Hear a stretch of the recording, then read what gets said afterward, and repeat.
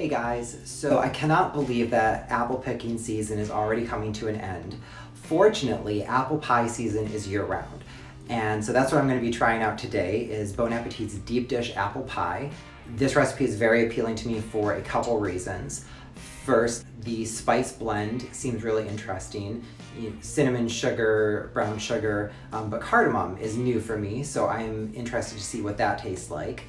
Secondly, the filling also includes reduced apple cider, and apple cider is one of my favorite fall drinks, so having a more concentrated version of that flavor is very appealing to me. And then lastly, the pie dough looks super simple. I'm terrified to make pie dough, so I'm biting off a lot with this one, and hopefully it goes well. So let's see how it goes.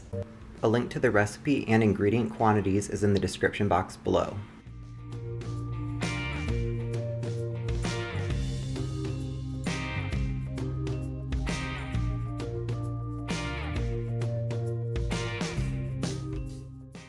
For the dough, start by sifting together the dry ingredients and then cut up the butter into 1 tablespoon size pieces and coat in flour just so they don't stick together.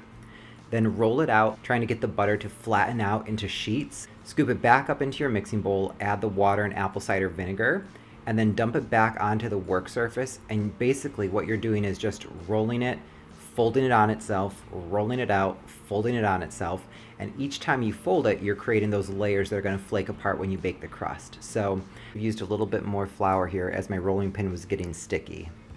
To go from the floury mess that this started with to this creamy texture was about 4 times rolling it out and folding it back up. So you don't want to overwork the dough because it'll make a tough crust. While the crust is chilling, you have to make the apple filling. So peel the apples whatever way you like to do. I'm using just a straight vegetable peeler and holding it kind of stationary in my hand and spinning the apple to try to get the peel off in large chunks. I felt like that was making it go by more quickly. Once you have the apples all peeled, you need to remove the core. So initially I thought I'd use one of those slicers and I was just having trouble with it and I thought the wedges were a little too big. So I kind of played around with a few different techniques, and what I found worked best for me was cutting the apple in half vertically using a heavy metal tablespoon or like a melon baller to scoop out that really tough core piece. And then if you assembly line it and do all your core removal, then go back through and slice everything, I think that would speed the process up. I was a little bit inefficient with my approach because I was trying to figure out what would work best. After cutting the apples, it's time to prepare the seasoning mixture. So I start by rolling the lemon on the counter to break up the juice and make it easier to squeeze. Then just measure out the sugar and spices and just put those over the top. With clean hands, toss the apples to coat evenly in the mixture. You'll want to make sure to pay attention to any apples that are stuck together and kind of break those apart to make sure they're coated. This was my first time using fresh vanilla bean, and it was a lot more challenging than I expected to open. So I'm probably doing this the wrong way, but basically I scored lengthwise down the bean, pried it open, scraped the knife like it's a squeegee to scoop out all of the beans. You want to pick up all the beans and throw the pod into the saucepan. Add the apple cider, then cook over high heat, bringing to a boil and reduce by 2/3. I definitely recommend using a larger pan than I did.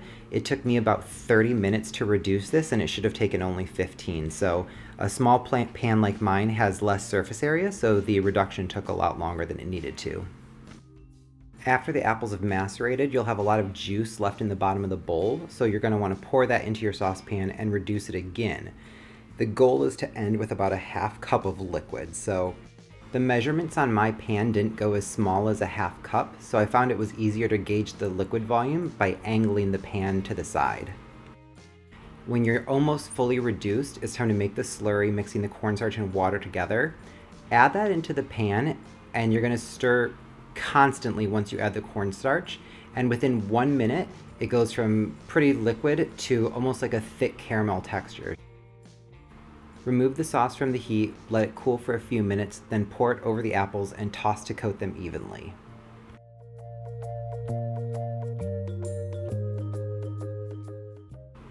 Let the dough come up to room temperature for just about 5 minutes, and then lightly flour your surface, rolling pin, and the dough. And you want to roll the dough out large enough that it'll cover the bottom of your pie dish with about a 1-inch overhang. Trim any excessive or ragged edges with a clean pair of scissors, and then fill the pie crust with apples, being sure to scrape out all the sauce from the bowl. Then you're going to grab your second dough disc and follow the same procedure to roll it out as you did with the first one. This one you'll need only a 1/2-inch overhang, so it won't be quite as large as the first one. Next, I'm dotting the top of the pie with butter just for more flavor while it cooks, transferring the dough on, trimming the rough edges, taking my egg wash and brushing that around the edges to stick the top and bottom together. Then I'm folding up the bottom over the top and smoothing out the seam. Since this is my first pie, my crimping technique's a little bit messy. I used my right hand thumb and index finger and my left hand thumb to press the dough in and kind of down onto the pie plate. So the inset image here is what the end result looked like for me. The inset image here is the chef from the Bon Appetit video. So she's using her middle finger and thumb, and then her thumb on the opposing hand. Her upper and underhand were also the inverse of mine, so that could have had an impact on the tighter crimping on her pie versus what mine looked like. Next, I'm just brushing the entire surface of the dough with egg wash, and then sprinkling with Demerara sugar. I cut 5 simple slits to let steam escape from the pie. You could do some pattern if you wanted to. Freeze it for 10 minutes and then bake it for 1.5 to 2 hours. And this is what the finished product looks like. The Bon Appetit pie is inset in the upper corner. Okay, so got the pie baked. It has cooled completely. You should never cut into a warm pie. It's something I've read on every single pie recipe, so this pie has cooled completely. It's been about 4 hours. So, I think I kind of nailed it. Super deep. The filling looks nice and full. It's very high. Crust is nice and browned, and it looks really flaky. I can see kind of the layers on here, and the sugar got nice and crispy on the top. So, let's give this a bite and see if it tastes as good as it smells.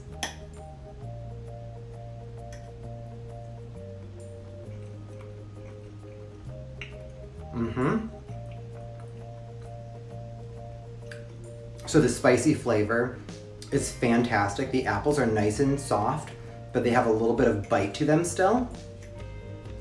The crust is very flaky. The layers are actually kind of separating in my mouth, which is, I can't believe that I made this.